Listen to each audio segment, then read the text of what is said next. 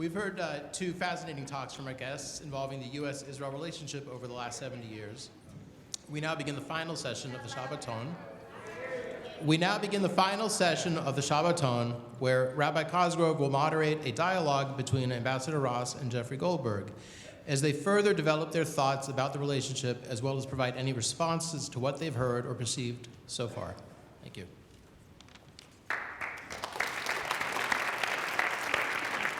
To Aaron, to Sam, to Fred, and to Paula, thank you so much for all of your hard work in making this possible. Thank you. Thank you. We heard from you last night. Jeff, we heard from you this morning. Let's dive right in. Jeff, I want to ask you, you appear in Doomed to Succeed a few times. The doom part. The to succeed. And so on a personal level, there are several moments, Ambassador. Dennis works. That His first name actually is Ambassador. His parents named him Ambassador. We don't know that. There's a great book about a famous rabbi that's title is His Mother Didn't Call Him Rabbi.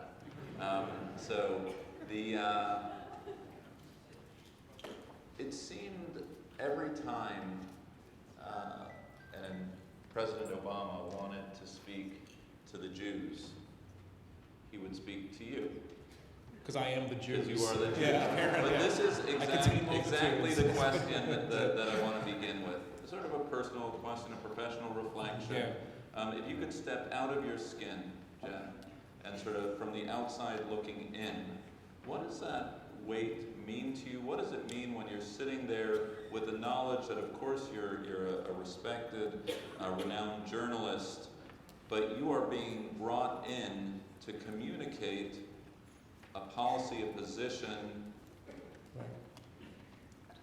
to a certain segment of the, I imagine the Haredi community is not reading The Atlantic, but you're a vehicle to a certain community. What does that feel like? And how do you make sure you're an honest journalist at the same time? Well, that's up for debate, right? No, I felt fine about it as long as I got to ask the questions that I wanted to ask. I'll give you an example from an interview that I did with him in April. I generally understand where he's coming from. I think that he's made mistakes, especially early on. Dennis probably talked about this last night. Early on in the peace process, I don't doubt. See, my basic understanding of him is that he's a philo-Semite, not an anti-Semite. People misunderstand this, in that he has huge exposure to Jews. Jewish people have been hugely influential on him. Jewish literature has been hugely influential on him. He holds Jews to a different standard. Philo-Semites are people who believe that Jews are special, just not in a negative way. And so this relationship between the Jews and the president is very important to him, and he's upset often that it doesn't get right. On occasion, I've noticed that I don't think he intuits things the way that mainstream Jewish people would intuit. I'll give you the example that I was going to refer to. I asked him in, I guess this is April of last year, I said, so this is during the Iran crisis. I said, so you have to square for me something. You believe that anti-Semitism is an illogical thought system. Yes. You believe that people who ascribe to anti-Semitism are not logical. Yes. You believe that the supreme leader of Iran is an anti-Semite. Yes. You believe that you can do business with the supreme leader of Iran. Yes. So how does that work? And he gave me an answer that was, usually when you leave, he's one of the smartest people around, obviously. And so he usually has very convincing answers for everything, even if you leave later and going, yeah, that wasn't the perfect answer. But this was one where, and I've subsequently talked to him about it because it was troubling to me. He said, the Iranians use anti-Semitism to gain popularity in the Arab world. They use anti-Semitism for instrumental reasons. We've had anti-Semites in America. There's anti-Semitism. It's not, in other words, he was basically arguing that you should take it seriously, but don't take it as Hitlerian at a certain level. And I wasn't satisfied with the answer, but I was very satisfied that I asked the question, because no one had put that question to him yet. Sort of like, okay, let's examine this. And no one had gotten him on the record saying that. I knew that he thought that Ayatollah, the supreme leader, was an anti-Semite. Yeah, I like to think that maybe in some sort of incremental way, 5% way, got him thinking about, okay, what does the anti-Semitism of Iran mean, and what do I have to do about that? Look, he believes very strongly, obviously, that this Iran deal was in the best interest of Israel. There are a lot of Israeli generals who believe that too. It's not as controversial as we think as a position, but he really does believe that. On the other hand, I wanted to make sure, as a journalist, that I wanted to test the propositions and try to understand, make sure he understood it the way I understood it. So I've been avoiding your question for now 4 minutes straight. So I'll give you I've noticed. Yeah.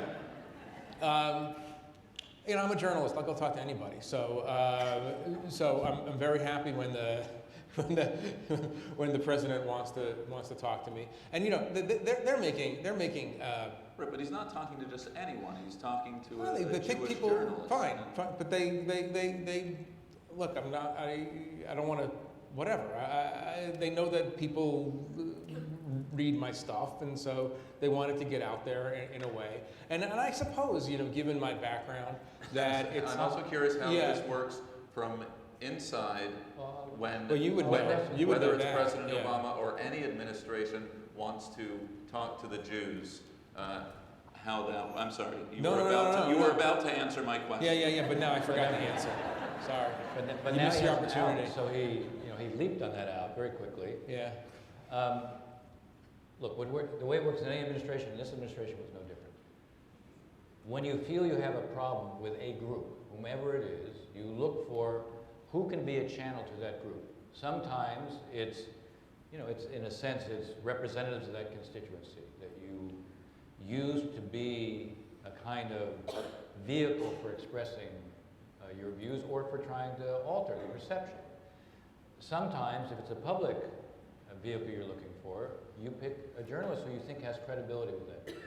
The reason Jeff was selected, very consciously, was there was a feeling Jeff did have credibility, and that he would be read, and in a sense, the people who would be opinion makers in the Jewish community would read Jeff, and that would then kind of percolate out even further because of it. The reason I use Jeff's interviews, aside from the fact that he's a good journalist, the reason I used his interviews is because the kinds of things that Obama was saying to him, I heard him say in private. And I didn't want to be violating confidences that I couldn't violate, and I didn't have to, because what he said to Jeff absolutely reflected kind of his honest views. I mean, an interesting way, one thing I often have said to people, you want to break the code on Obama, read his speeches. He puts an enormous amount into his speeches, and they reflect what he thinks. There isn't, it's not, he doesn't have a public persona and a private persona. So when each one of the interviews that I quote in here, they captured what he was really thinking. It wasn't, what's interesting about the question is you're asking, all right, how do you communicate to a group? But usually it's for the purpose of somehow manipulating, creating a different impression, creating a more favorable impression. In Obama's case, he believes that if he can explain what he really thinks, that will actually have an impact. Well, no, I mean, he once, I don't think I'm sharing this in confidence, he once told me in this long process that he believes that if he could just speak to every Jewish person with anxiety about the Iran deal for an hour, he could convince them. I mean, look, he's an extraordinarily successful politician. He's, in fact, the only black person ever to become president of the United States. That says something about his skill, right? He's really confident in his ability to communicate. And he really did believe that if I could just get through the noise and through the Republican noise machine and the noise machine emanating from Jerusalem and just talk to average American Jews, I would convince them. that this is the right thing. And the other point about him that I don't think people in our community necessarily understand, he spent an extraordinary amount of time trying to convince Jews he was right, and he didn't have to. He didn't really have to spend that much time. And leaders of AIPAC have said privately that they disagree with his Iran approach, obviously. They said no president has ever spent more time trying to convince us of his position. So why wasn't he successful? I mean, if you want to talk about the Kishka test or whatever it might be, somehow he didn't pass a smell test of American Jewry and certainly in Israeli Jewry. Right. Where was it failing? Well, I think because he made some very early mistakes. And those mistakes go back to the first few months of the administration. I point out in the chapter, there was a conscious belief that you had to distance from Israel as part of the overall approach. They, when he came in, they had what I call an ABB approach, anything but Bush. And Bush in their minds, and it's Obama himself, but then the people who were closest to him, in their minds, Bush had created an image that we were at war with Islam. And that's what was producing terrorism. It was producing greater threats against us. To arrest that, to change our image in the Middle East, you had to create a distance from Bush. And one of the ways to create a distance from Bush was also create a distance from Israel. Because Bush was seen in their eyes as being too close to Israel. As I point out, look, it's one of 5 administrations that thought you could distance from Israel and gain. And it followed the pattern of the past. You didn't. The problem was when you distance from Israel, and when you go to Egypt and give a speech, and you give in that speech a speech that reaches out to the Arab narrative, reaches out to the Palestinian narrative, and treats the Israeli narrative as being a function solely of the Shoah, without any sense that maybe there's a historic connection to the land. It created a sense in Israel that, well, he's doing this at our expense. And that echoed back here. Right. Do you want to respond to that? Or? I don't want to be in a position of defending any administration for anything, but I would say that all that Dennis said is true. Those early mistakes mattered. Not going to Jerusalem the first year mattered. I mean, I was on the trip in 2013 when Obama finally went to Israel, and I remember I was standing there in Yad Vashem. We were a bunch of people waiting for Bibi, Peres, and Obama to walk to, I guess, the Hall of Remembrance. And I was standing there. I just happened to be there with Kerry and Ben Rhodes and Dan Pfeiffer and a bunch of other, Dan Shapiro, the ambassador, a bunch of people. And one of them said, I mean, the trip was going really well. And one of them said to me, he said, we should have come sooner. And I said, really? You think? I mean, all Jews need is a little love. Once you show that you don't hate Jews, you're over a certain hump. And he got over that hump for a while. Then it went back to some bad stuff. I would say this. Benjamin Netanyahu knew when Obama was elected, he saw in Obama a leftist. He saw somebody who had a fundamentally different worldview. He also knew something else, and he knew that he was going to be in conflict with that worldview. He also knew something else, that Israeli prime ministers who get on the wrong side of presidents are punished by Israeli voters, because Israeli voters intuit the importance of America. And so I think that there was a pretty deliberate attempt on the part of Netanyahu's allies in Israel to frame Obama early as someone excessively hostile. Now again, the stuff that Dennis is pointing out is true, it didn't help. But I think there was an attempt, they knew that the confrontation on something or other was going to come. And so they kind of, a little bit Saul Alinsky'd, Obama within Israel and froze him and That's a Chicago reference. A Chicago reference. And kind of drew a little bit of a caricature about him, and that the White House was slow to pick up on that. And again, there's another thing about Obama that you have to understand. It's that he is cerebral. He's not overtly emotional. He's not a big hugger. There are a lot of world leaders who think that Obama doesn't like him, right? It's not just the Israelis. And Israel, maybe more than most countries for obvious reasons, needs public displays of affection. And this is not a PDA president. He has many other strengths and attributes, but that's not something that he does. He bases his relationship on interests. So I want to insert a question out of order based on something you just said, Dennis, which is if the policy was And then we're going to come back to the American Jewish community. However you want, it's your shul. I see you as a potential member. The best kind, the one who sends the Jews from Washington. It just doesn't Right, you don't need a seat for the holidays. We actually call them non-praying members, so it works really well. Non-praying members. So if the theory going into the presidency was ABB, Yeah. is a logical extension, given the present cast of characters, with Iowa just a couple days away, that we should be thinking in terms of ABO, anything but Obama, in terms of the Israel relationship, or is that one step too far? I don't think so. I think it isn't just going to be an Israel relationship. Fairly or not, I think there's a perception that the foreign policy of the administration is not succeeding. If you really even look at Hillary's speeches on Iran and on ISIS, while she's trying to minimize the image of the distance, if you really parse the words, there's a big gap there. On Iran, she put her whole focus on enforcement of the deal. You don't hear that from the administration the same way. On ISIS, she talked about safe zones, safe havens in Syria. Huge difference in practice from the president. Obviously, if the Republicans win, it's by definition. But even if she wins, I think she's going to want to show that there is a different approach to the world, a less hesitant approach when it comes to the use of power than with the president. And I think a way an early symbol of showing a difference is on Israel. It's an easy way. I mean, there's a paradox here, because the truth is, everybody focuses on the kind of public dissonance with Israel that has existed in the Obama administration. One of the things I actually try to show in the chapter, Obama on security has actually been very good. And it's because, in no small part, he genuinely believed that this is something fundamental. It's a responsibility we have. He's committed to Israeli security. He was affected, I think, by his trip to Sderot in the summer of 2008. And for him, I used to hear him say this in the Oval Office. He said, anybody who sits in this office, doesn't matter who it is going to stand by Israel when it comes to security.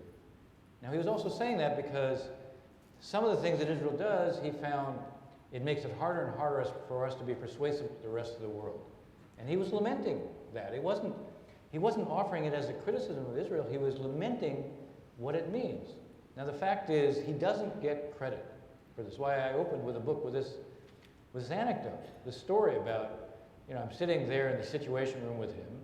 We're supposed to be doing, it's a video conference, we're supposed to be doing a call with Cameron, Sarkozy, and Merkel. It's supposed to be on the preparation for a G20 meeting. And they go off on a rant on Bibi. As if the Arab Springs turns into an Arab winter, it's Bibi's fault. And he's cast in the role of a defender of Bibi. And he does it.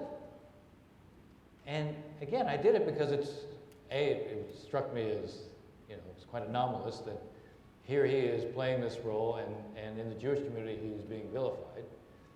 And in a sense, he doesn't get the credit for things that he has done, which I think actually adds to his sense of hurt that Jeff talks about. But because of that, whoever comes in, I think they're going to use the relationship with Israel as a way of showing a difference from their predecessor. I would only say that, ordinarily I would agree 100%. Every presidency is a reaction to a previous presidency, so if this president did X, then the next president is going to do Y.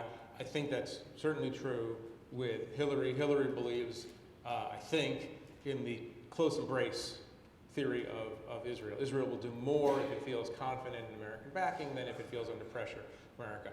I would say this, though, that the other party is obviously engaged in a process of self-discovery right now, and so we don't really know who they're going to be and what's going to happen. If it's anybody in the sort of traditional, Marco Rubio, Chris Christie type of person, then yeah, absolutely. They promise these insane things. It makes me uncomfortable. The first trip I'm going to take is to Israel. You know, how about Canada and Mexico? You know, it's okay. It's all right. You know, the first call I'm going to make is to the Prime Minister of Israel. It's like, just calm down. You know, but I don't know what they're becoming, and so I don't want to say with 100% surety that this is it would be 100% sure that this is going to be the way it's going to be. But Dennis is probably right. But you know, if it's Trump, it'll be great. You know that. The Trump, it's going to be the most fabulous relationship ever, obviously. All right, let's keep. The Western Wall is going to look so shiny.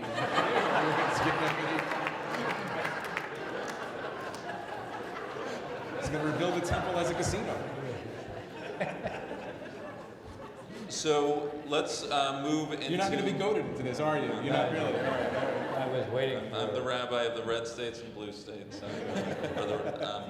We were trying. The bottle of scotch was only last night. That was when you had your chance, Dennis. So, but let's keep looking forward here. A two-part question. In the wake of the Iran deal, has AIPAC jumped the shark? Meaning, which is an expression, meaning that they went to the mattresses. They spent tens of millions of dollars on fighting this deal. All their resources towards making this deal not happen, and they lost. They lost. And so has this been a blow to AIPAC that it won't be able to recover from? Recover from anything, but look, Netanyahu drove them down a cul-de-sac and told them to get out of the car, and then he drove out. The secret of successful lobbies in Washington is only lobby for things that people already want. Right? I mean, one of the reasons that Israel is successful in this is what the conspiracy. What about like gun control, other things? I mean, people want that. Millions and millions of people don't want gun control. Right? Look at the cigarette lobby. Remember the vaunted big tobacco? Collapsed because no Americans actually wanted unfettered access for children to cigarettes. I mean, AIPAC has always benefited from the fact that Israel is a popular cause in America. But AIPAC cannot go up against a president when a president really doesn't want to do the thing that AIPAC wants. I think AIPAC loses. It lost at AWACS 3 decades ago. It lost on this. It lost on this now. I don't think the damage is permanent, but I think people in Washington have a more realistic or right-sized sense that they're not undefeatable. Remember, before this one, AIPAC was out there lobbying for Obama on a Syria attack in 2013, and they lost that one also. So my point holds. Like when you push on an open door, you win. But AIPAC is not powerful enough. The Jews, and people obviously in the world of conspiracy mongering think that the Jews are all powerful in Washington. They're not. If the Jewish organizations want something that most people don't want, or that an American president doesn't want, it's not going to happen. What's interesting, I do point out in the book, AIPAC went to the mat on F-15s during the Carter administration and lost. AIPAC went to the mat on AWACS in the Reagan administration and lost. So much so, by the way, on October 1, 1981, Reagan gives a press conference where he says, it's not the business of any foreign power to make foreign policy in the United States. I mean, he wasn't. Can you imagine Barack Obama saying that? No, the great paradox is, I used to go out, when I was first talking about the book, I would go out and I would do that quote and I say, who do you think said it? Which president? I said, a president said it's not the business of any foreign power to make foreign policy in the United States. And everyone would guess Obama. Said, no, it was Reagan. If you think about it, and when he did this, this was at the height of the AWACS fight, which meant it wasn't just geared against Israel, it was against all those in the country who were lobbying for it. There has probably never been a statement by an American president that went more to the heart of dual loyalty than that statement, and yet Reagan isn't remembered that way. But my point is on AWACS and AIPAC, they lost on F-15s, they lost on AWACS, they lost on the loan guarantees during George H.W. Bush. They lost on the sanctions with Iran before the Iran deal, and they lost on the Iran deal. Now, none of those things necessarily make AIPAC weaker, but it's a reminder, it's the point that Jeff made, and this is, it's really my answer to those who wrote the book, The Israel Lobby, who think that the Israel lobby shapes our policy, our foreign policy in the Middle East. Every time an American president decides that something is really important for our national interest, the American president wins. Because the making of American foreign policy is not done by the Congress. It's done by the executive branch. It's not to say that Congress isn't important. It holds the power of the purse. But it doesn't formulate policy. It's the executive branch, it's the president who does. And AIPAC's great weight is more with the Congress and less with the executive branch. The significance of the Congress is it helps to ensure, A, it can be a check on the executive branch, and B, when it comes to providing assistance, it really does, it makes an enormous difference. One last question about the Obama administration from me. There might be others from the community. Is there any list of doables left in this administration, or on the Israel-Palestinian front? The Kerry initiative came and went. Mitchell. Is there anything that we can look to do right this second, right now, from the administration? Well, I could take a question two different ways. Are there things that it could and should be doing versus what it is likely to do? There are some things I would like it to do that I think it won't do. There are some things I think it would be a mistake to do that I think it could yet do. On the former, first it's a mistake to create a choice that we will do nothing or we'll solve the problem. Because that guarantees we'll do nothing, it creates a vacuum, and the worst forces fill it, and we're seeing that now. The idea that the alternative to doing nothing is we have to go put a parameters proposal on the table, here's how you solve the conflict. It'll be rejected by both sides. If you haven't at least lined up your ducks in advance and gotten the rest of the world to embrace it, which is unlikely at this point because I don't think Putin will, then you could be presenting ideas that at some point down the road might make sense, could be credible, but it'll be discredited because everyone, in a sense, rejects it.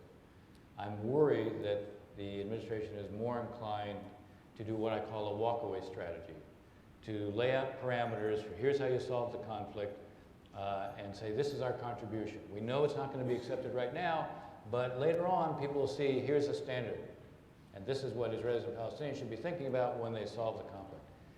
That could have credibility if the whole world embraces it.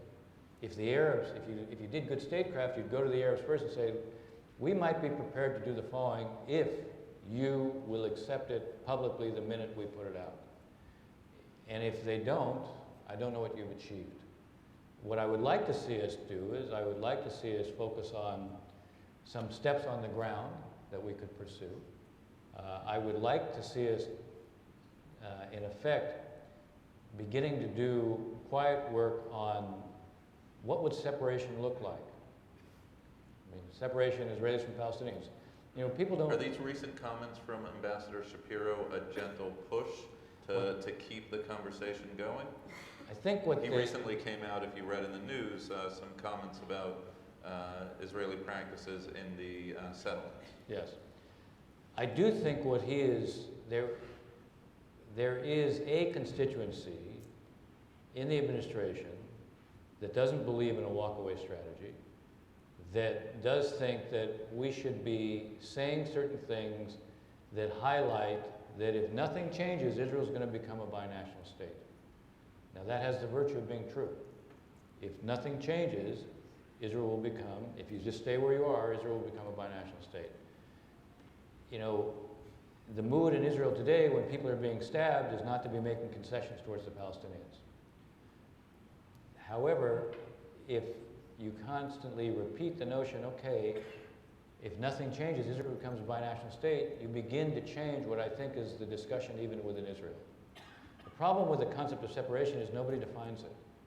Nobody lays out how you achieve security. Well, and the interesting thing about this, and the perverse thing, is that the lack of separation is what leads to the stabbings. Of course. I mean, this is the message that the administration has to communicate, which is you're living a binational reality, except in a more embedded binational reality. It's not just going to be these stabbings every day.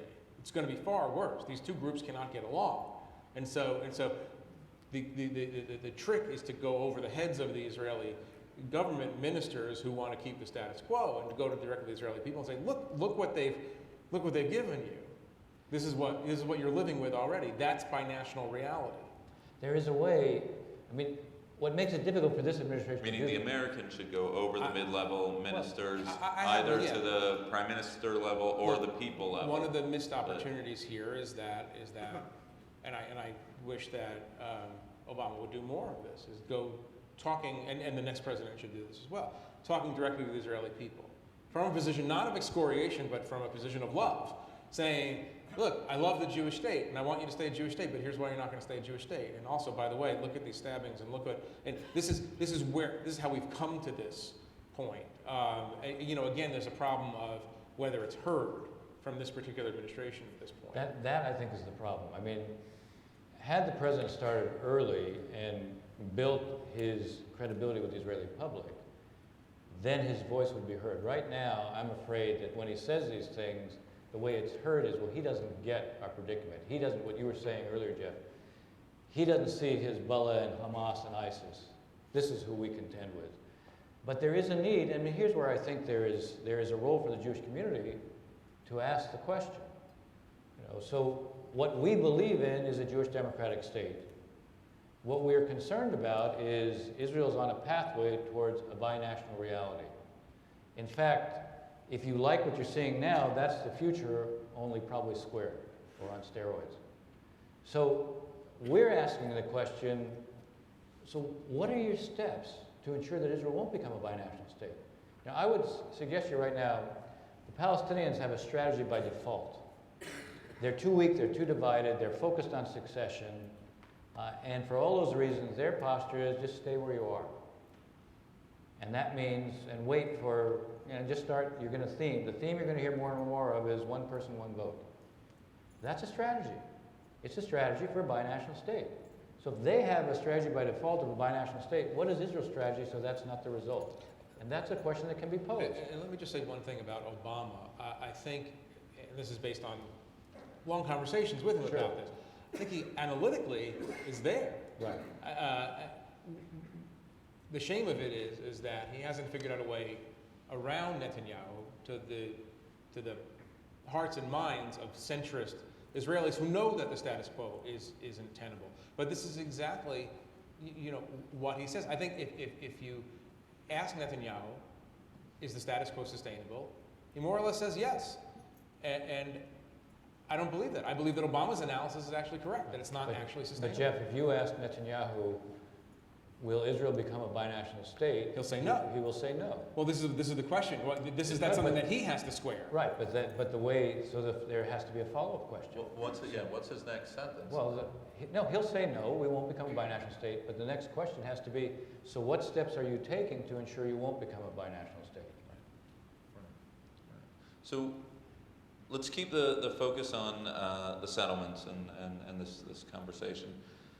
I came across an interesting recent piece in Foreign Affairs by Dan Kurtzer, and this is actually going to go into the content of your presentation, Jeff, where he said that American policy needs to start reflecting in deed what we've been saying all along, right? And whether that means disincentivizing investment or support of the territories, or otherwise. There's a recent article by someone who I think Ambassador Kurtzer, we'd all say his credentials both in the American community and the Jewish community are impeccable.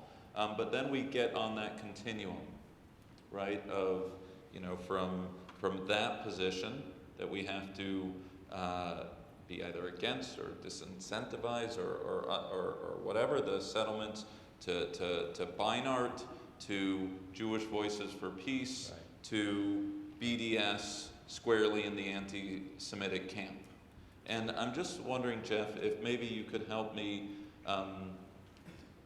strategize or think aloud on this question. I mean, it's more complicated than, you know, I know anti-Semitism when I see it. But the ability of someone to say this is not in the best interests of Israel, I love Israel, and because I love Israel, we need to stop supporting and writing a blank check to the settlements, but at the same time, be very, very cautious about where that slippery slope may lead. Well, so this is, I mean, one part of the answer is that this is a question for 30 or 40 years of American policymakers, including Dennis, but and the presidents that he worked for. I mean, the question is not, in my mind, were you too judgmental of Israel about the occupation or about settlements or about constantly criticizing the settlements as unhelpful, maybe they weren't tough enough. Maybe they should have seen Israel slightly drunk on the messianic vision of the greater land of Israel and taken the keys away earlier, as soon as they started planting colonies of Jews in the West Bank that they understood should have been the future home of the Palestinian people. I don't know the answer to that. I don't know if it would have worked, and I'm agnostic on it. I go back and forth. I think Dennis is right in this sense, that when you start lecturing Israelis what to do and pressuring them, I mean, they're Jewish, they're oppositional, they're stiff-necked, you know the whole routine. We are the way we are.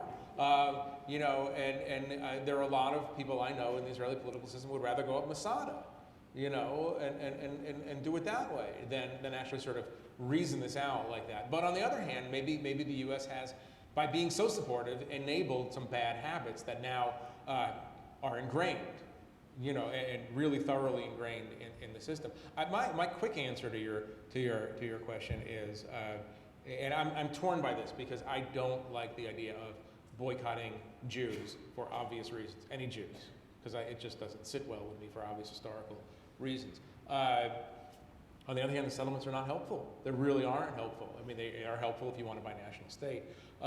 There has to be a way, a formula, and you know, there are people like Dennis and others, Dan Kurtz, are thinking for 30 years about what is the formula that would communicate directly to Israel everything for you.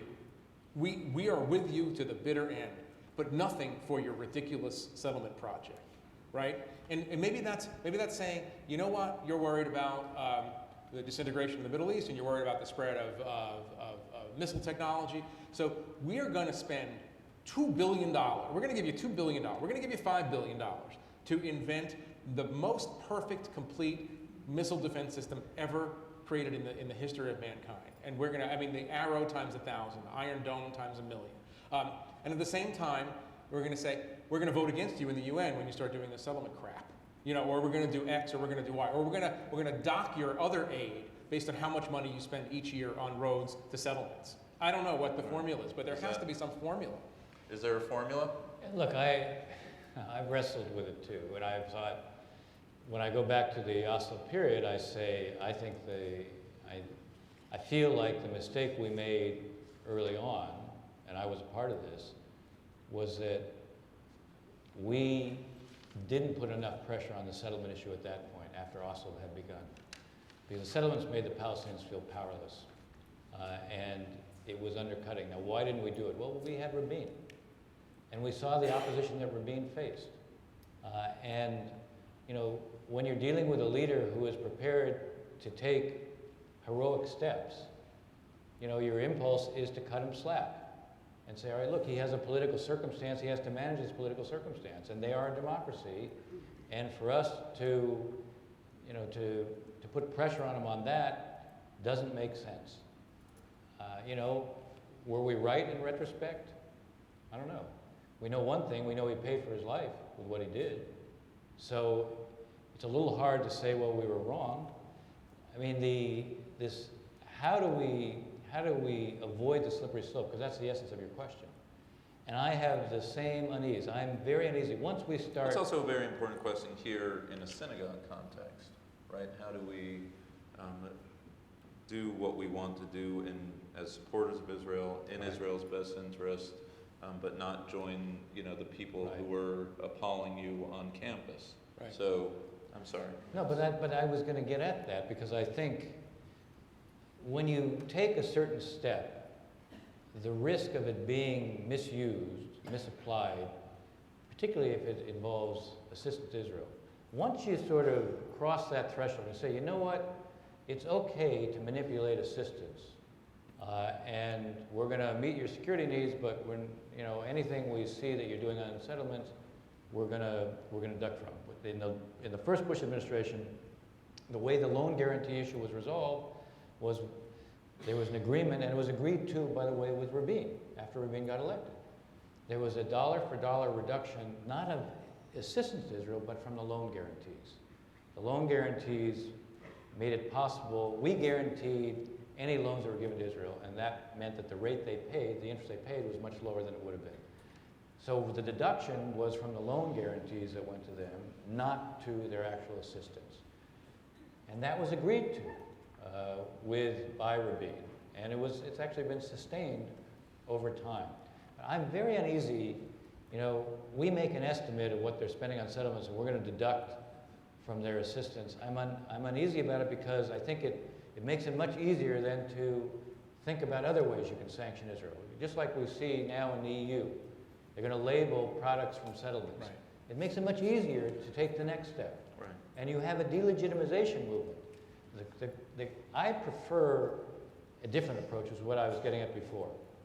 Let's just start to raise questions about, okay, We've been how are raising you not going questions to be for 30 years. But when have we started saying, when have we focused on the issue of a binational state? When have we done that? When have we made that an issue? Benjamin Most Netanyahu is Israelis- not unaware of our concerns. Right. And the question about, that I said, what's the follow-on question? So what are the steps you're taking now not to be a binational state? Have you heard that conversation? I haven't. Well, you know what I would say to that is very quickly is this. One of the things that needs to be communicated to Israeli leadership cadre and to the people who make policy is that we're not going to be, we, speaking not as a journalist, but as an American Jew, we're not going to be able to hold this thing together forever because we have endless patience for their mishigas, right? But our kids are not going to. And so this is the answer, one of the answers I gave to Lieberman later that night was, you know, you expect American Jews to line up behind you, go to AIPAC, lobby for the $3 billion in military aid, and then shut up. Right? And you're supposed to just, here's money, just take money, here's more money, more money, more money, but don't say anything. And you know what? It's not a formula that's going to work forever. It's just not going to work. Something is going to break in this community. But he doesn't see American Jewry as a security asset. I don't understand that because I see that issue very clearly. I think they are so, first of all, they listen to the Jews in America they want to listen to. And there's a certain Las Vegas-based Jew who has a lot of influence in Israel. I won't name him. But it rhymes with? It rhymes with Shmadasa. And so they do have a kind of a narrow focus on who they need to listen to. And I don't think that they, and you know, and to be fair, just to make this even more complicated, to be fair, and I've had this conversation with Naftali Bennett, who's another right-wing politician, smarter and more supple, I think, in the way he thinks. And he says, you know what? You know, my children's lives are at stake. Your children are uncomfortable at Vassar. My children have to go to the army to defend the Jewish nation of Israel. Really, like, shut up. And so I get that. But what he doesn't get is that our children at Vassar or Berkeley or Harvard or Yale or whatever can just walk away from this completely. And then 20 years from now, when Israeli politicians say to AIPAC, okay, boys, line up, there's going to be nobody to line up. And so that's what, in addition to the binational, in addition to the argument, look, what are you doing with your country? In addition to the argument is like, you don't understand, we can't hold this thing together. This thing might not be held. 5 years from now, it's going to be Jewish kids leading student justice. There'll be demonstrations when Israeli prime ministers come to America of Jews, mainly Jews, demonstrating against Israel if we're not careful. And that's a national security threat. That's of course a tragedy for the Jewish people, not just a national security threat to Israel. No, Sorry, I get exercised about it. It's very scary. What happened, right, there was a Chicago convention, I think, on gay rights, and there was a Israeli group that was invited, and they were sort of subsequently kicked out. My daughter goes to a Jewish day school. They were just in a Model UN moment, and a Doctors Without Borders presenter, I think an adult, was castigating Israel as the source of all world evils. I mean, making a bunch of teenagers in a Model UN thing feel very, very uncomfortable, I think, to walk out. By the way, welcome to Jewish history, though. I mean, there is something to be, I don't want to open up another vein here, but there is something instructive about the moment. We were just talking about this at the Kiddush, actually, with some people. The post-war period in which we born and raised in, is an anomalous period in Jewish history. That's more the norm, where Jews are scapegoated for one sin or another. That's the 2,000-year norm. And maybe we're exiting that golden age where we feel welcome and loved everywhere in the West. That's another subject, but I think... But it's not entirely, because in a sense, the new... Everyone think of what your questions are. Next question's coming from the crowd. I was going to say, the new anti-Semitism is the delegitimization of Israel. Anybody who's a supporter of Israel, by definition, just is the latest also manifestation. illegitimate. It's the way the virus of anti-Semitism is currently expressing itself. So you create a new vehicle for it, but this may be the new vehicle for it. I think this is the new vehicle. 200 years ago, it was that you invented capitalism. 100 years ago, you invented communism. We killed Jesus. We did this. Now we're the cause of all war and misery in the world because of the actions of the colonialist settler state. It's just the nature of. I'm sorry to say it, it's sort of almost immutable in world history, and so we have to be aware of that as well, and our kids have to be aware of that. Although I will say, this is one of the reasons I'm not quite as pessimistic as Jeff. I'm uneasy, but I'm not as pessimistic, because I look at the region. Such a diplomat. I know. It's so practiced, too, over the years. But you look at the region. I mean, you look at ISIS, you know, look at what's happening, the state system being under assault. There is a kind of Islamophobia in Europe that is a backlash to the refugees, and that's not Israel connected. And Israel will stand in contrast to that. If you're fair-minded. But how many Europeans are you counting on to be fair-minded about that? Well, I think they're going to, look, I think they're able to sort of create these two competing perspectives that are contradictory at the same time. There'll be a backlash against the Muslims on the one hand, and there'll still be angst about Israel at the same time, at least among the chattering class. Among the publics, maybe a little bit different. I do think, you know, I do come back on the settlement issue, but from a slightly different perspective. You know, I know that there were discussions to broaden the Israeli government. And if the Israeli government were broader, it would be easier to do the kind of thing that I've been pushing, which is for Israel to announce its settlement policy will be consistent with a two-state outcome by building only in the blocks and not outside the blocks. You don't build to the east of the barrier. You don't build in 92% of the barrier. You take an initiative for to that effect, and you do it to expose BDS, because BDS is about no Israel. BDS is able to disguise its purpose because BDS presents itself as being anti-occupation, anti-settlements. Nobody asks the next question, because BDS is actually, if you look at their principles, there is no Israel for BDS. There's an international consensus for two states. So BDS is against the international consensus. We can't expose them because we're not able to take an Israeli government adopting a policy that says, you know what, our settlement policy is going to be consistent with a two-state outcome. We'll build within the blocks, we won't build outside them. We don't have anybody to talk to right now, so we can't negotiate a border. When we can, we'll negotiate a border. One of the tragedies of the settlement movement is that it obscures the true nature of the conflict. And I think that's what Dennis is saying, that if you actually study what BDS says, they call for the return of all Palestinian, quote, refugees to their ancestral lands. That's the end of Israel. That just means, like, no more Jewish state. But, you know, A, people aren't smart enough to understand and see through the propaganda. But B, Israel doesn't do itself any good by having this very obvious, morally complicated and morally queasy-making issue in the West Bank. Okay, let's take a question or two or 10. Yes, sir. Yes. A microphone's coming up. Thank you. You're on. Go. Thank you both for being here. Ambassador Ross, we spent a lot of time talking about the influence that we American Jews or our administration can use to influence both Israeli politicians and Israeli population. What leverage has been used, should be used, with respect to the Palestinians in coming to terms with the Israelis on some kind of an agreement? It's a good question, and one of the things I have, in some of my criticisms, even within the Obama chapter, why I think the chapter is very fair towards Obama, one of the things I basically noticed, because Obama looked at the Israelis as being strong and the Palestinians as being weak, he gave the Palestinians a pass. You do the Palestinians no favor when you give them a pass. They have a political culture that is so shaped by a sense of being the victim, of being a victim of injustice, that sense of anger and victimhood makes them feel that any compromise towards Israel is illegitimate. So by definition, it's hard for them to make any compromise. So when, in fact, you make proposals to them and they either reject them or they say nothing, they have to be held to account. Otherwise, they're never going to change. Now, if you want to put pressure on them, here again, we come back to what I was saying before. It's very hard today because the focus is on the Israeli occupation. It's on the settlements. The settlements are the symbol of the occupation.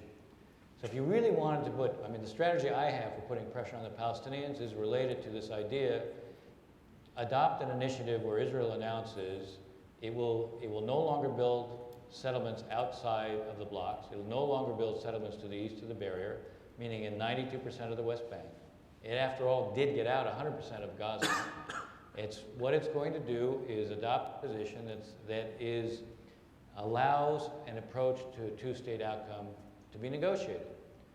Now, once you do that, then there has to be a diplomatic element to this, where you go to the Europeans and others and say, okay, what are the Palestinians going to do now? You need something at this point to say, what are the Palestinians going to do? If you stay where you are in terms of Israeli settlement activity, we're not going to get anybody else to raise the questions that I'm raising now. I would like to raise the questions, how come in the year 2000, since the year 2000, 2008, 2014, there are proposals made to settle the conflict. The Clinton parameters, of which I was the main drafter. 2008, when Ehud Olmert says to Abu Mazen, let's cut through everything. Here's a proposal that actually goes beyond the Clinton parameters on territory. March 17, 2014, President Obama presents to the Palestinians a set of principles to resolve the conflict. The answer is no in 2000. The answer is no comment in 2008 and 2014. Nobody knows it. Okay, I can keep saying it, but if you don't have something to point to on the Israeli side right now, very hard to shift the onus onto the Palestinians. The one thing the Palestinians have achieved, which is something something they value, is standing on the world stage. You need to be able to put the onus on them if you want to be able to move them. They need to understand they could be putting at risk their standing on the world stage if they're not prepared to respond at all. So the way to get at what you're talking about, unfortunately, still requires some kind of initial move that allows you to then say to the Palestinians, okay, what are you going to do? And no one's going to understand it if you do nothing. Thank you. You're fine. Okay. I'm going to call on your wife before. Okay. I have another question about Palestinians and authorities. My understanding, according to this Global Humanitarian Assistance Report, that per capita, the Palestinians get more humanitarian aid than any other group of people in the world. Could you explain to us what they're doing with all this money?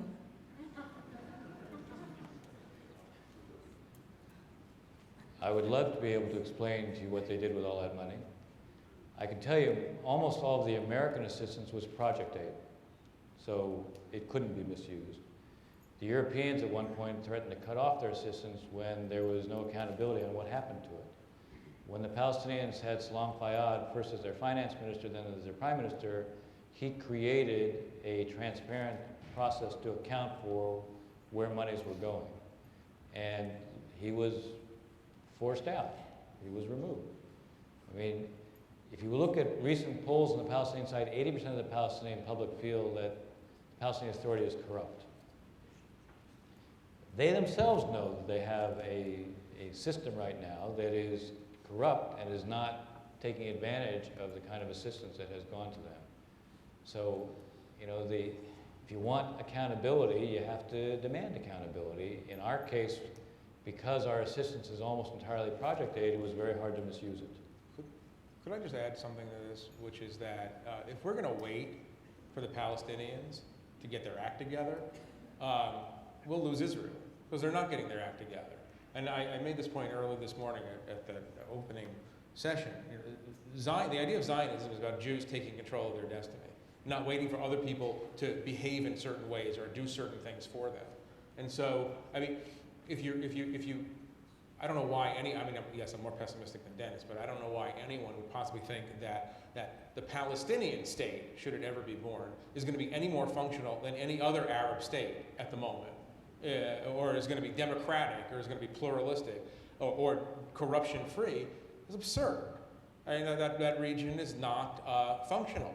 And so waiting for them to, become corruption-free, transparent, democratic, and Zionist, we're going to be sitting around waiting for them for a long time until the point that binationalism is a fact, and all the Jews who can run away from Israel do run away from Israel. So it's I don't want talking about the Palestinians is almost irrelevant at a certain point. Look, I think it's fair to describe the Palestinians for what they are. I think it's fair to try to put the onus on them. The truth is, you can't put the onus on them. I'm not against that. I just don't know if you're not going to get them to all of a sudden. No, you're not. No, I mean, turn into Norway or something. No, I mean, by the way, when I was listening to you this morning, when you were talking about what you were appalled by, and the answer is there shouldn't be in Israel, there should be democracy, and there'll be a minority there, and the obvious answer to them is, show me one place in the Middle East where minority rights are respected. Look, I mean, these kids are still in college. You can believe in unicorns for a while until you actually have to leave the campus. But yeah, no, this is the dialogue that's happening around this issue is so unreal. Right. I mean, and this is, by the way, where I become very sympathetic to a certain Israeli narrative, which is you want us to create an Arab state precisely the moment that the Arab state system is completely disintegrating. Right. Let work that through for us. I get that Israeli argument. I do. I just want to pick up on this notion of separation, by the way.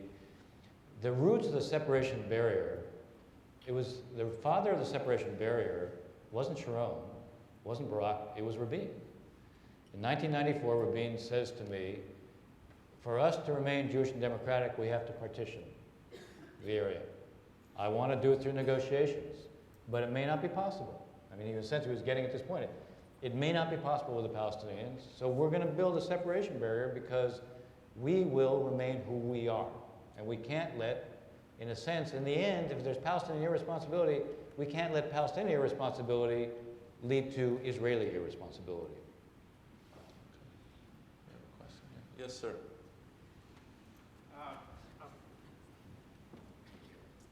So I'm going to bring it back to another existential threat, the Iranian threat.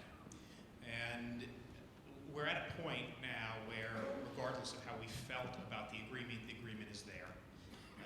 New York Times came up with an article, I think Thursday, that said the Europeans are rushing to court the Iranians. They have, whatever you call it, $100 billion plus or minus to spend. So two questions to that point.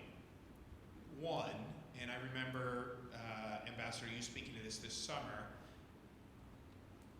parts of the agreement don't have a lot of teeth, and we don't necessarily have an ability to call on certain sanctions, and especially on the international front with our European partners, and especially with the Chinese that are also supporting it outside. So how do we enforce sanctions, not necessarily against Iran, but on other parts of the world who are going to provide Iran with mechanisms to create wealth that they have not had, and how, with a moving line on what sanctions are, do we enforce sanctions against Iran itself and monitor this going forward? Look, the first part of your question is hard, and you're right. During the summer, I had a number of conditions that I required to be met if I was going to support the deal. Not because I didn't think the deal bought you 15 years if it was enforced, but because I was worried about what comes after year 15 when Iran gets treated as if they're Japan or the Netherlands. And the last time I checked, they're neither. And so one of the things that I was raising was I wanted us to reach an understanding with at least the Europeans in advance of the Congress acting or not acting on the deal, to deal with what were violations of the deal that were lesser violations. Because the Iranians are not stupid. I mean, one thing we've seen them show repeatedly is they're not stupid. So they're not going to violate it in such a huge way that it brings the agreement down and they lose the advantages of the agreement for them. But they're going to violate it along the margins. And they'll keep violating along the margins if for no other reason to test how good the verification system is. And there has to be, they have to see that every time they violate in a small way, there's a price that's paid. And I wanted an understanding with the Europeans in advance on what those small violations would be. Because then you wouldn't have to negotiate what those penalties would be later on. We didn't do it. And I think it's going to be very hard to impose real penalties with others along the margins if it's putting at risk business that they're doing. If it's putting at risk business that they're doing that could involve some of their subsidiaries with us, maybe. And the only way to get at this, and again, when you start dealing with extraterritoriality in terms of imposing sanctions, I'll just tell you the history of that is that administrations are tremendously reluctant to go ahead and follow through on that. We had an Iran-Libya Sanctions Act passed in 1996 by the Congress that said that if any energy company did more than $20 million worth of business with Iran, they would be subject to American sanctions. And the Clinton administration did not impose those sanctions when they were violated by companies like Total, French energy giant. And you know who else didn't do it? The Bush administration didn't do it either. Because, you know, they was worried about the consequences for American business. So the prospect that we're really going to follow through on some of these things where there's cheating along the margins, I think the prospect of that is pretty low. I think where we can do things on our own, we need to do it just to establish it as a precedent. And then, you know, I just keep up a drumbeat publicly, trying to call attention to anything they do. I mean, the public exposure is one way to create a pressure to put penalties on the Iranians when they engage in it. And I think that may be the best thing that we have going, at least for the time being. Thank you. Yes, yes, please. What makes you confident that even if a Palestinian state is created, that another demographic crisis won't arise in 60, 70 years that threatens the nature of Israel as Jewish and democratic? And if you're not confident of that, then what's a more long-term solution than two states? 60, 70 years. By that. First, I mean, I'll just start this, Jeff can follow up. I mean, Jeff said, look, you buy 60, 70 years, that's not bad, but you know, the fact is today, if you look at, you're talking about if there's a Palestinian state, does that really end your demographic problem? Well, I think, yeah, I mean, 21% of Israel's population today is Arab. And the better the Arab population in Israel does, you know what happens? Its birth rate goes down. So the demographic problem that you're talking about doesn't look to me so likely to materialize in 60 or 70 years. In fact, the better they do, again, the birth rates tend to be equal. So I don't see the demographic problem if you sort out separation. I mean, what we're talking about here is how you get Israel out of its demographic problem so it doesn't become a binational state. If things stay where they are, you know, it does. Predicting that far out is not an errand I would go on. I mean, 60 or 70 years, you could have widespread intermarriage between Israeli Jews and Israeli Muslims. No one 30 years ago would have said that, A, the Soviet Union would collapse and international communism would die and 1 million Russian Jews would move to Israel. I mean, there are all kinds of things. I mean, the whole of Israel's history is filled with one improbable turn after another. I would just like to get over this current hump, where the democratic Jewish nature of the state is threatened immediately. And then you could worry about, you know, I mean, in 32 years, there could be an Islamic Reformation. And Islam itself could reject the ideologies that spawn Hamas and ISIS and Hezbollah and everything else. Anything could happen, so I'm not going to, it's just let's get through tomorrow. All right, I think we'll do maybe one or two more. So, David. Nice, stand up loud, the mic will come to you. So, Jeff, one of the recurring themes that seems to come up with... Okay, hold on, just wait one. Sorry, I retract what I just said. One of the recurring themes, Jeff, Actually, that seems to be hearing both from you and from you, Dennis, if I may call you Dennis, is... I want to be called ambassador just for the next 10 minutes. Feel good. No. Is it if only Obama would say this publicly, if only Obama would say this publicly, now you spent a lot of time with him, you can say that a lot of things going on way back to healthcare, if only Obama would make his case this way, if only, what is it with him that you see? This brilliant guy that's been described by you doesn't seem to be able to communicate. What is it? What is the thing that you're thinking about? Well, I'm talking about this issue now. You said if only he said if he could speak to the Jews about Iran, if he could speak to the if he would speak directly to the Israelis, you said. So why is he? Okay, so I'll tell you a short story about this, and this is partially in his defense and partially a critique of a White House and also a media culture that doesn't allow these things to get through. So in one of the interviews that I did with him, we talked about his views of basically the Zionist project, the idea.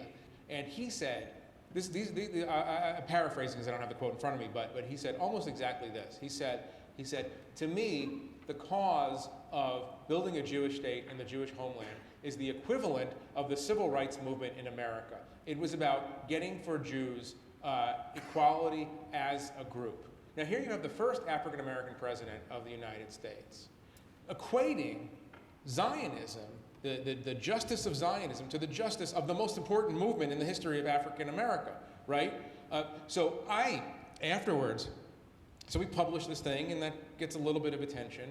And I go to some friends of mine in the Jewish community, and I say, far be it for me to tell you what to do. But when you have the icon of world progressivism, the first African-American president of the United States, equating essentially David Ben-Gurion or Theodore Herzl to Martin Luther King Jr., you might want to do something with that. But this was during the height of the Iran deal, right? And Obama was the enemy.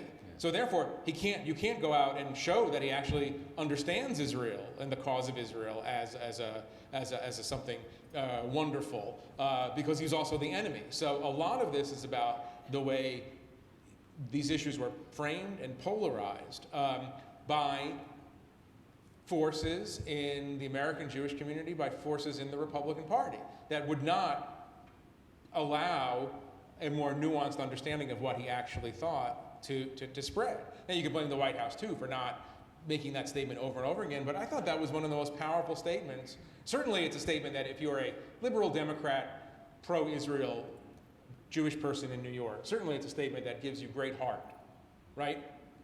The validation of the first African-American president that Israel is just like the civil rights movement. But, people didn't do with it what they could have done with it. So I don't blame him entirely for not being able to communicate these things. Want to conclude by giving you, Dennis, a chance to respond to some of the things that Jeff brought up in his presentation about the nature of Jewish identity, and maybe, Jeff, for you to expand on some of that, because this image that you painted in your remarks about that we're not the same Israel as we were 25 years ago, we're not the same American Jewry as we were 25 years ago, and this close connection and interdependence of how strong we are as American Jews and how strong our support to Israel is, and the curious ways this plays, because if we are waning as American Jews, sometimes we lean, right? The greatest Kiddush in the world is the AIPAC convention.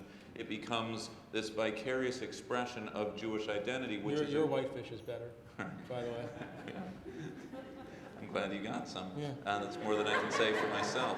Yeah. But I will tell you that the desserts are sponsored by Greenberg, I believe. So that's going to be an awesome dessert right after this. Good.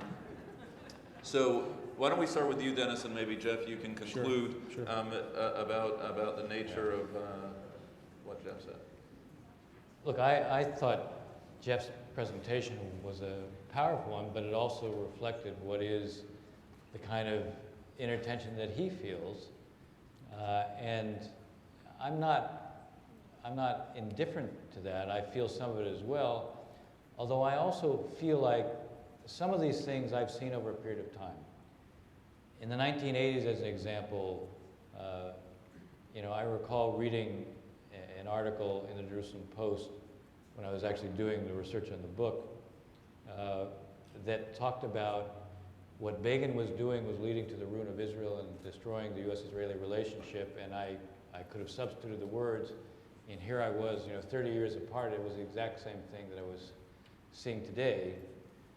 And the discussion about intermarriage and its implications for the survival of Jews is not a new discussion. It's gone on for a long time.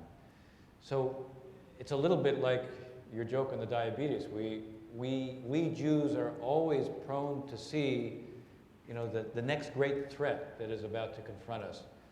Now, maybe that's one of the reasons we've survived as a people, because we are so conscious of these threats. And that's an argument for, when you're conscious of them, you have to think about what you're going to do about them. So I'm quite sympathetic to the need to do something about it. In the concluding part of the book, I myself talk about the concerns I have with a couple of issues as it relates to Israel. One is we are going to be in about 25 years, we will be a majority country. Meaning you're looking at the majority will consist of Asian Americans, African Americans, and Hispanic Americans. And these are not communities that have a history of a connection to Israel. And so that has implications both for Israel remaining a nonpartisan issue. It has implications also for Israel not losing its democratic values. The stronger those democratic values are seen, the more they remain in stark contrast to everything else in the region, the more you will retain an American connection to Israel. Now, ironically, of course, the more you retain those strong democratic values within Israel, the more you'll be able to appeal to the younger Jewish demographic in this country that hasn't been socialized by the Shoah, hasn't been socialized by all of Israel's wars. Those are all ancient history that they don't connect to. What could be a source of appeal for that younger generation of American Jewry is Israel's contribution to world civilization. I mean, this gets back to the kind of positive things that Israel really does in health, in science. And these become kind of lodestars of who Israel is and why it is this kind of miracle. But it's hard to break through that when you have the image, of occupation that's being presented. So we do have a challenge, but we also have an opportunity.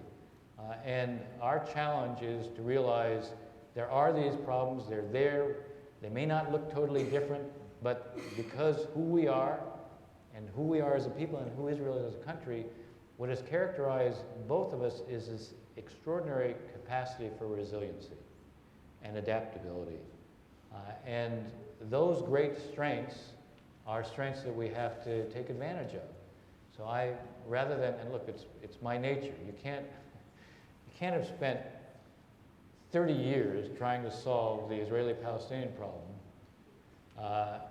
constantly being hit with all sorts of body blows and never being prepared to give up. It's my nature to sort of say, all right, you know what? I see the problems. Here's what I'm going to do about it. And I think that's kind of the approach that we pretty much have to take.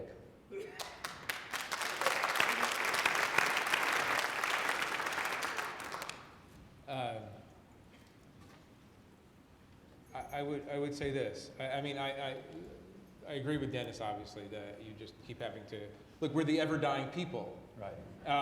And because we're the ever-dying people, we never die. Because if you're worried about dying all the time, you figure out ways to avoid it. And so this is part of what we're doing right now. Is just part of that. This is like the checkup for the ever-dying people in a way. But I would say this, and I was struck by this morning. I'm struck by it again. That in fact, Israel is not the important issue. We're sitting in a synagogue. The important issue is Judaism.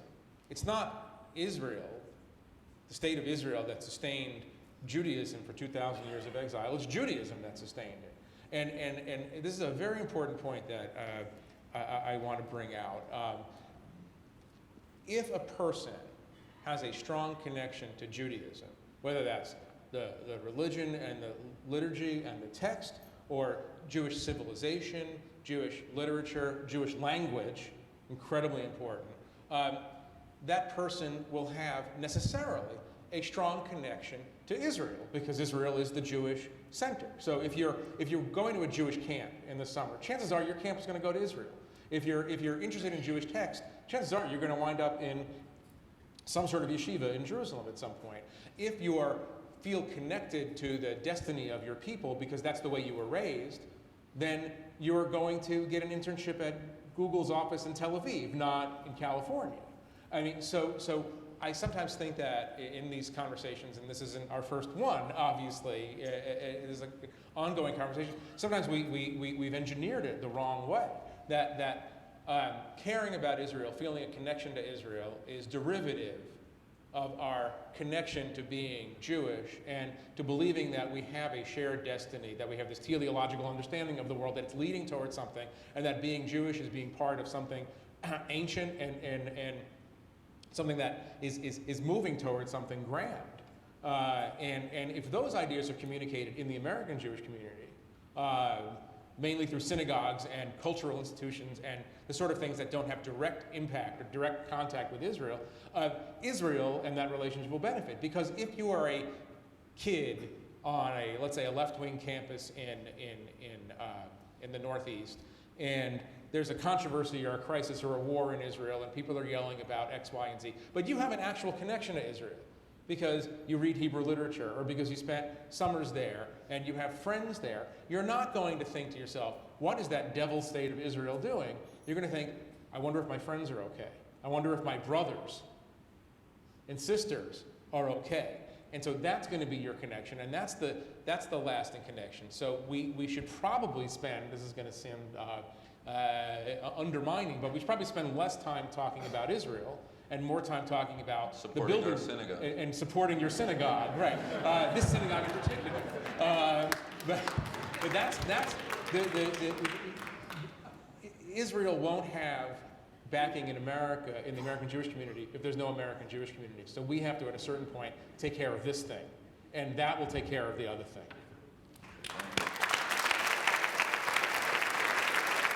I want to thank Jeannie Rosensaft, Nan Rubin, Tom Way, and our adult education lay leaders. I want to thank Paula Gendel, Fred Kassenbaum, Aaron Stern, and Sam Lear for making this possible, and especially to our staff, Debbie Joseph, Beth Levick, Sarah Hassan, for all of their hard work making this Shabbaton the best we've ever had. Everyone is invited downstairs. Thank you to Jeffrey. Thank you to Dennis. Shabbat Shalom.